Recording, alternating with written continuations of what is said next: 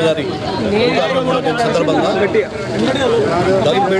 గోయిగల్ చౌరస్తల వారి విగ్రహానికి Lions club of Indur Nizamabad తరఫున మేము చేసినాము.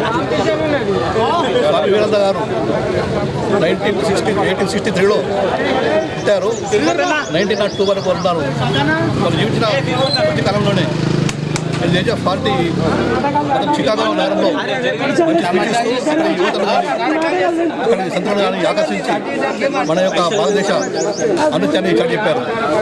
అటువంటి మహానుభావుడు మన భారతదేశంలో పుట్టడం మనందరికీ గర్వకారణం.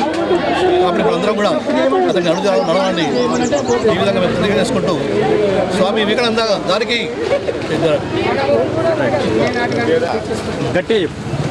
ఈరోజు మా యొక్క లయన్స్ క్లబ్ ఆఫ్ ఇందూర్ ఆధ్వర్యంలో వివేకానంద గారికి 163వ జయంతి సందర్భంగా వారికి పూలమాలలు వేసి చేయడం జరిగింది.